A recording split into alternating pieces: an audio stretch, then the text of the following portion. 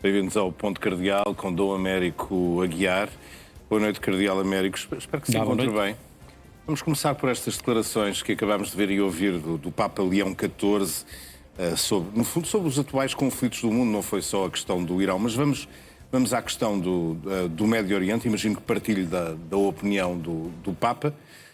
Isso é uma coisa. Outra é acreditar que este acordo vai mesmo prevalecer. Qual é a sua opinião? Bem, eu desejo que se concretize, primeiro, a assinatura, porque ao que nós ouvimos nos últimos dias, semanas e meses, pode acontecer qualquer coisa, entretanto, e, portanto, que se concretize a assinatura e que se concretizem as melhores das intenções que o documento guarda. Nós temos ouvido, hoje ouvi o presidente Trump em França a dizer que era um excelente acordo em razão da questão nuclear, ou seja, do impedimento, da impossibilidade de dar continuidade, o Irão dar continuidade ao seu programa nuclear, mas mais do que isso tudo, eu acho que é importante é que seja verdade que as partes decidiram dar paz, dar tréguas aos seus povos, ou seja, a quem está envolvido no conflito, de maneira a que possamos ter esperança de que a paz vá de facto acontecer. E o Papa, desde a primeira hora, que tem tentado dizer isso, às vezes não foi entendido da melhor maneira, mas acho que estamos no bom caminho. É essa a expectativa. Pelo menos o primeiro ponto do memorando de entendimento entre os Estados Unidos e o Irão, que é aquele que diz respeito ao Líbano e que prevê que Israel retire as suas tropas. Vamos ver como é que... Pois quando nós ouvimos alguns comentadores... Como é que essa condição do acordo vai explicar que o que diz lá não é propriamente o que é, mas é uma maneira de dizer outra coisa. Veremos. Rezemos para que aconteça o melhor. Estamos ainda nos dias que seguem também à visita do Papa à Espanha. Foi uma longa jornada, não só em Madrid e Barcelona, mas também nas Ilhas Canárias. O que é que o marcou mais a si nesta viagem pastoral? Os discursos. Acima de tudo, eu achei o discurso do Papa no Parlamento extraordinário e o discurso do Rei. O discurso do Rei também achei um discurso extraordinário. Dois discursos que eu penso ficarão na história desta visita. Logo no início da viagem. Sim, logo no início. O Rei foi extraordinário naquilo que significa sublinhar fragilidades da Igreja Católica na Espanha e no mundo, mas ao mesmo tempo também ser capaz de apresentar aquilo que são os pontos fortes e positivos da história da Espanha, da história da Europa, naquilo que significa a presença da Igreja. E o Papa no Parlamento disse aquilo que lhe cabia dizer, de uma maneira muito frontal, como estamos a começar a habituar naquilo que são as palavras do Papa Leão XIV, no que significa ao aborto, no que significa a eutanásia, no que significa a dignidade da pessoa humana, no que significa o dossiê dos migrantes, e disse com as palavras todas tudo aquilo que ele achou importante dizer e, bem, 90 e tal % do Parlamento, ouvindo ou não o que ele tinha dito, levantaram-se e aplaudiram. Ora, eu também achei interessante que... Sim, um Papa que uniu a esquerda à direita. Sim, eu achei interessante que os comentadores diversos da Espanha dizerem que tinham saudades que o Parlamento tivesse um discurso daquele nível e daquela densidade, porque nos últimos tempos, de facto, o Parlamento espanhol não tem sido muito feliz. A política espanhola anda muito acesa. E depois mesmo o equilíbrio Madrid e Barcelona, as Canárias, há imagens e fotografias e pormenores são extraordinários, desde uma presidiária que se abraça ao Papa e manifesta o seu sentimento, desde, enfim, tantas, até à parte final, que já não acontecia, desde o Papa João Paulo II, que é o Papa estar no avião, ter que sair do avião e o Rei emprestar-lhe o seu avião para o Papa regressar a Roma. Também isso é qualquer coisa inédita. Foi muito, muito curioso esse último momento da visita. E o Papa tem sido, de facto, muito corajoso. Eu recordo-me sobretudo aquele discurso nas Ilhas Canárias, foi também muito importante, a defender aqueles que chegam sem nada a estas ilhas espanholas. Esta coragem tem alguma consequência prática nas políticas, não só nas políticas, como na percepção que as pessoas, por exemplo, hoje em dia têm dos imigrantes que vêm de outras paragens? Acima de tudo, para entendermos que a questão dos migrantes e da dignidade da pessoa humana não é de direita nem de esquerda. E neste caso é evangelho puro, não é? Aliás, há várias citações daquilo que são os pronunciamentos do Papa e eu sublinho, tratar bem o irmão, tratar bem o outro, não é de direita nem é de esquerda, é evangelho. Foi isso que Cristo ensinou aos seus discípulos e tentou transmitir ao longo das gerações, e o Papa está a dizer isso no século XXI, quando há homens e mulheres que, por razões da humanidade não funcionar e da sociedade não funcionar, que fogem da guerra, que fogem da perseguição, que fogem das mais diversas circunstâncias, e o nosso dever e obrigação humano e cristão é acolhê-los e fazer tudo o que tiver ao nosso alcance para que se sintam minimamente amados e cuidados. Ora, dizer isto em alguns contextos é de uma grande heroicidade, como foi do Papa. Agora, isso é o que diz o Evangelho. O que eu desejo e rezo é que... ouvir da parte do Papa. O que eu desejo é que os ouvintes, sendo de direita ou sendo de esquerda, sendo do governo ou das oposições, entendam que a dignidade da pessoa humana não tem dono ideológico partidário. É uma obrigação de todos, sejam de direita, sejam de esquerda. Vamos falar de um outro assunto, este mais local, porque passou-se aqui a morte de pelo menos 4 idosos em lares ilegais, sem os cuidados devidos, seja cuidados alimentares, médicos, eram até bastante maltratados. Foram ontem detidas 7 pessoas e encerrados, penso eu, que 11 lares que funcionavam assim, desta forma precária. Mas antes de conversarmos sobre o assunto, vamos ver a reportagem que o NAU preparou sobre este tema. Trancados, deixados à fome e até agredidos. Era assim que eram tratados vários idosos em lares ilegais em Lousada. Esta terça-feira, os militares da GNR foram para o terreno com toda uma operação desenhada e planeada ao detalhe. Os alvos foram residências da terceira idade a norte do país. Quem via por fora nem imaginava do terror de que eram alvos os utentes. Os idosos eram sujeitos a maus tratos, eram forçados a dormir no chão, mal alimentados e agredidos com vassouras.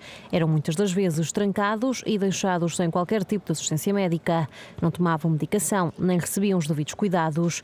Muitas das vezes eram amarrados e drogados, agredidos e até insultados. 4 destes idosos acabaram mesmo por morrer.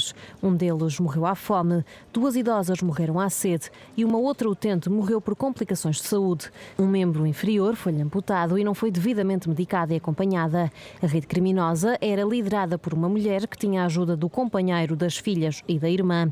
Tinha um apartamento modelo e aos familiares todos eles faziam crer que estavam em boas mãos. O que as famílias nunca imaginaram é que na verdade tudo era uma farsa. Pagavam entre 800 a 1.000 euros por mês e depois de serem deixados aos cuidados desta família, os idosos eram transferidos para casas sem licenças e sem que as condições mínimas estivessem asseguradas. Quando as famílias queriam visitar os idosos, era este grupo familiar quem marcava o dia e a hora para garantirem que conseguiam transportar os idosos para o apartamento modelo que tinham apresentado às famílias.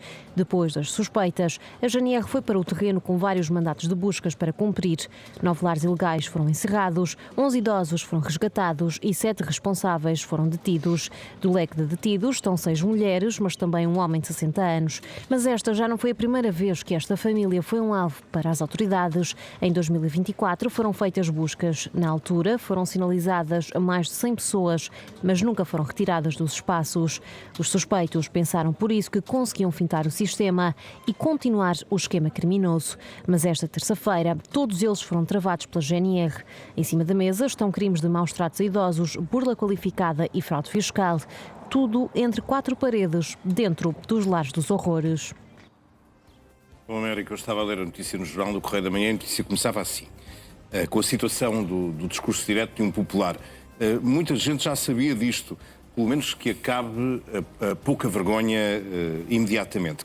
Quem testemunha situações destas e pelos vistos esta pessoa, no fundo, descreve aqui um cenário que muita gente sabia daquilo que se passava nestas casas e depois não faz uma denúncia, é igualmente em parte culpado. Sim, eu conheço, estamos a falar de Lousada, de uma terra que eu tenho muito apreço, da Diocese do Porto, no território da Diocese do Porto, em que as pessoas no norte, e de modo especial no norte, a rede da sociedade, da vizinhança, da boa vizinhança funciona e por isso ainda mais gravidade tem um relato desses e a confirmarem-se as situações que se dizem. Nós temos falado aqui algumas vezes destas situações, dos lares ilegais, dos lares clandestinos, da falta de resposta às famílias para colocarem os seus idosos. Eu estou a visitar as paróquias do Concelho de Almada e tenho encontrado e visitado algumas situações, não destas, como é óbvio, se não tinha a obrigação de denunciar, era isso que estávamos a dizer, sim. tinha a obrigação total, nem uma hora mais de permitir que sem a minha denúncia continuasse a funcionar, mas encontro muita resposta que não está legalizada, falta um papel, falta uma licença, falta isto ou falta aquilo. Agora, não há respostas nas nossas comunidades para as famílias colocarem os seus idosos. E isto é um problema cada vez mais grave. Eu encontrei uma situação que reportei à Segurança Social de um lar de 100 e tal pessoas, em que as famílias me diziam que era barato, era mau, mas não havia alternativa. Ora, nós temos que despertar para a urgência o Estado, o setor social e o setor privado. Nós temos todos que ouvir estes gritos que vão acontecendo e que são também minha responsabilidade. Ora, nós não podemos permitir que as pessoas, no fim da sua vida, após terem dado o seu trabalho, terem concretizado os seus sonhos, alimentado as suas famílias, depois, porque eu quando vejo ali que não morreram à fome, foram condenadas à fome, Sim. que é qualquer coisa inacreditável no tempo em que vivemos. E por E eram isso, maltratados, e fechados nós temos à chave nos nós quartos. temos que o Estado e a Segurança Social e todos os cidadãos temos que ser inspectores no território para que estas situações não existam e não se repitam. Esta questão dos familiares com poucas condições para tomar conta dos seus pais ou dos seus avós leva-nos a outro assunto, os internamentos sociais. Tem sido um drama para o país, sobretudo para o Serviço Nacional de Saúde, que tem estas pessoas a seus cargos. O último número dá conta de 3.500 pessoas que estão a ocupar camas nos hospitais indevidamente, porque já tiveram alta médica e, portanto, não tiveram, foi uma alta social. Onde é que está a razão, de facto, primeiro para esta subida e para a ausência de respostas do Estado na rede de cuidados continuados? Eu não sei responder. Eu sei constatar, aliás, ainda há dias na visita ao Hospital Garcia da Horta, no Hospital Garcia da Horta, falávamos disso. Depois, quando estou com a União das Misericórdias Portuguesas ou com a Confederação Nacional das IPSS, todos dizem que está em trânsito um acordo que foi feito com o Estado, com o Governo, de maneira a que o setor social possa providenciar, penso que eram 700 camas, de maneira a poder libertá-las. Se o problema não vai ser resolvido de imediato. E depois o que nós vemos é que, mais uma vez, não estamos a falar de um problema de esquerda ou de direita. Mais uma vez estamos a falar de uma incapacidade da sociedade em responder a um problema que é muito grave. Por um lado, as dificuldades económicas e sociais, mas por outro também a incapacidade das famílias responderem àquilo que significa ter um membro da sua família que precisa de cuidados médicos, precisa de atenção permanente e em que compatibilizar isso com as condições físicas da casa ou com a ausência dos familiares no trabalho é totalmente impossível que isso aconteça. Mas aqui há também a falta de resposta do Estado em conseguir, de facto, esta alternativa. Eu só gostava de dizer que o Estado somos nós. Né? Esta coisa de nós reportarmos ao Estado. O Estado somos nós, é a maneira como nós nos organizamos. A nossa função no nosso todo, pagar impostos, para que precisamente estes problemas não existam. Agora, eu gostava de dizer uma coisa que às vezes os telespectadores depois comentam, que é muito fácil nós estarmos aqui a identificar o problema, ou seja, não resolvemos problema nenhum, mas é muito fácil estarmos a achar qualquer coisa. Ora, o que é que nós temos visto nos últimos anos no nosso país é que há muito esforço e empenho e dedicação de todos os agentes para os jovens, para a juventude, para o futuro, isso é aceitável, mas eu estou convencido que nós temos que dar mais atenção aos idosos, na questão da doença, na questão do alojamento, na questão da sua dignidade, porque eu acho que não estamos a salvaguardar isso. Vamos para outro problema social, este muito localizado na sua diocese, sobretudo ali na zona da Almada e da Caparica, os bairros de barracas, pelos vistos, estão de volta à periferia de Lisboa, em franco crescimento. Sei que têm andado por estes locais. O que é que têm visto? Que experiências têm tido e que histórias têm ouvido? Eu, em primeiro lugar, quero agradecer o trabalho que o IRU, o Instituto de Reabilitação Urbana, o Presidente, o Engenheiro Benjamin, a Câmara da Almada, todos os agentes públicos têm feito o que podem. Não é? Só por dizer que há aqui um problema que se chama tempo. E o tempo agora está a ser o inimigo das respostas rápidas e imediatas que são necessárias. Ou seja, eu estive a visitar no terreno as várias construções que o IRUS tem em execução. Ora, só daqui a algum tempo, muito tempo, é que vão estar disponíveis para serem respostas a muitos casos. Esteve também nos bairros de barracas. Tive também. E já agora dizer uma coisa, eu no Porto nunca tinha tido muita proximidade com esta realidade, que era a realidade dos bairros ilegais, vamos chamar assim, ou informais, que é mais simpático, nem com uma realidade que tive nestas últimas semanas na paróquia São Francisco Xavier, que são as famílias que vieram na condição de retornados. Né? Eu nunca tinha tido esta experiência de proximidade. E então parece que estamos aqui a viver um Isso remake. Há 50 anos. Sim, não, mas os que estão lá agora, nos bairros sociais, não ilegais, nos bairros sociais de Almada, mas que são muitíssimas famílias que viveram o drama de regressarem dos países de língua oficial portuguesa sem nada e tiveram que reconstruir as suas vidas. E foram acolhidos no nosso país da maneira que todos sabem melhor do que eu, porque pela minha idade não tenho essa experiência, nem essa vivência, mas o país fez um esforço extraordinário para acolher de um momento para o outro centenas de milhares de concidadãos. E o que eu senti nestes dias foi que estávamos aqui num remake, ou seja, estávamos aqui a repetir alguma coisa. Estes imigrantes são sobretudo imigrantes por exemplo, dos PALOP. o Penajóia, o famoso bairro ilegal de Penajóia, é maioritariamente Cabo Verde. E eu vou dizer uma coisa que eu acho que não erro muito. São maioritariamente trabalhadores. Se calhar 90% das pessoas que vivem nesta circunstância são trabalhadores na Grande Lisboa. E eu vi, com os meus olhos, testemunhei uma coisa que não via, a não ser nas televisões, que é crianças e jovens e miúdos nus a passear e a brincar com a maior das alegrias no meio de casas e de ruas que não são propriamente... Uma imagem que já há muito tempo Exatamente, Portugal, ou seja, é verdade. E agora qual é a questão? Eu não duvido do trabalho e do empenho da doutora Inês Medeiros, do Benjamin do Iru, do Governo de Portugal, do Ministro Miguel Pinto Luz, não duvido nada do empenho de todos. Agora, o tempo que vai demorar a concretizar as soluções possíveis é um tempo que não se coaduna com a falta de condições imediatas que estas pessoas têm. E vai acabar por agravar o problema nesses bairros onde a construção irá crescer. Depois, aquilo que eu também ouço noutros lados, que é assim, é óbvio que eu não estou a dizer que temos que dar uma casa a cada uma destas pessoas imediatamente, não estou a dizer nada disso. Agora, estas situações ou são respondidas imediatamente no início, ou seja, quando existe uma, duas ou três, ou então, agora, são várias centenas ou milhares. A Presidente da Câmara de Almada vai-lhe responder, mas como? Exatamente, ou seja, se eu tivesse... Eu compreendo, claro. Eu sempre que falo com a Inês Medeiros ou com outros responsáveis, eu entendo e concordo na totalidade com o seu posicionamento, porque o problema aqui é como é que, em tempo útil,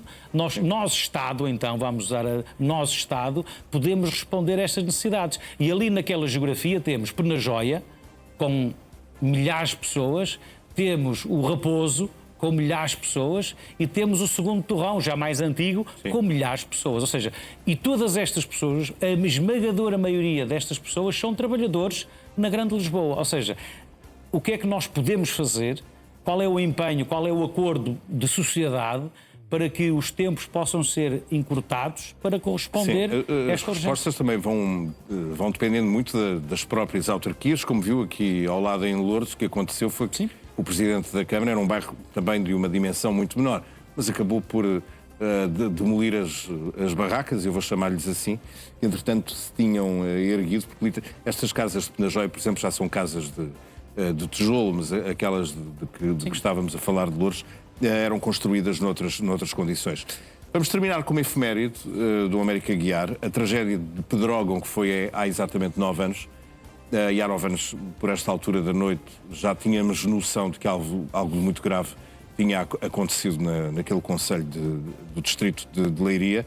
É verdade que aprendemos alguma coisa desde então, mas parece que todos os anos continuamos a correr atrás do prejuízo, e este ano já se fala num novo inferno que pode estar a caminho.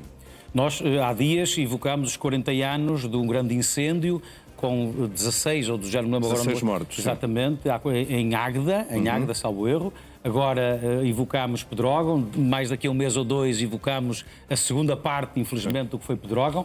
E há sempre essa sensação de uma corrida contra o prejuízo.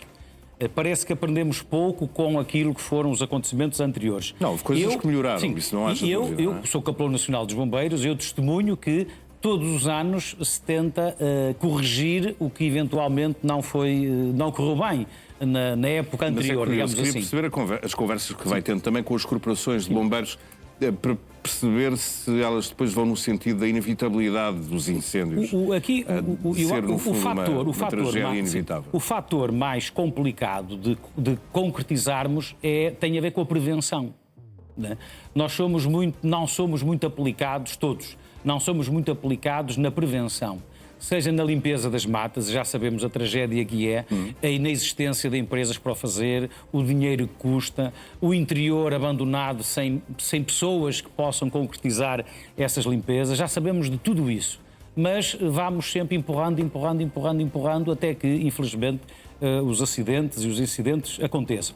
Do outro lado, temos também sempre aquela questão do comando, né? Ou seja, do comando das operações no terreno, aquilo que significa o equilíbrio entre a Autoridade Nacional de Emergência e Proteção Civil, aquilo que é o comando unificado dos bombeiros, e quem está fora, o cidadão comum, a certa altura, fica um bocadinho baralhado com aquilo que são as discussões sobre, enfim, as hierarquias, as jurisdições durante aquilo que são os momentos de ataque ao incêndio. E eu gostei muito de ouvir o Sr. Ministro da Administração Interna há dias dizer que não há aqui complacências para quem, no meio disto tudo, tiver a vocação de complicar ou de estar a criar, enfim, ruídos à volta daquilo que é o essencial, que é, quando acontecerem as ignições, como se dizia, os incêndios, que todos os meios e todos os intervenientes atuem imediatamente para que o incêndio não possa, enfim, alargar-se. Agora, eu tenho receio, confesso, que as temperaturas que estamos a viver, os danos da Cristina, ou seja, em muitas zonas do centro do país, as florestas ficaram destruídas, assim, e consta-se que a limpeza das florestas... Já foram limpos milhares de quilómetros de caminhos rurais. O que é que depende de mim, cidadão? Depende de mim, cidadão, todos os cuidados em volta da floresta, ou seja, não ter comportamentos que venham a facilitar que os incêndios possam acontecer. Porque quando um incêndio começa, infelizmente, há quem diga que nunca se sabe depois como é que acaba. Fica esse alerta, porque ainda há tempo, de certeza, e a nossa solidariedade com os bombeiros e os homens da Proteção Civil. Pode vir aí uma semana complicada com temperaturas acima dos 40 graus, vamos esperar nada de mal aconteça. Dom Américo Aguiar, obrigado, uma boa noite para si. Só me falta os parabéns ao Bispo de Viseu, que faz 8 anos de Bispo de Viseu, ou seja, do António Luciano, e é festa para Viseu. Uma saudação. Agora pode também dar os parabéns ao Nau, que faz hoje 2 anos. Mas eu não sabia se ficava bem dar parabéns na casa própria. Fica. Portanto, parabéns a si também, porque faz parte deste projeto desde o primeiro dia. E confesso, fiquei surpreendido que disse já 2 anos, não é? Já 2 anos, é verdade. Foi ontem, e parabéns a todos os profissionais que 24 horas por dia fazem o melhor para que o Nau aconteça. Obrigado também ao Pedro.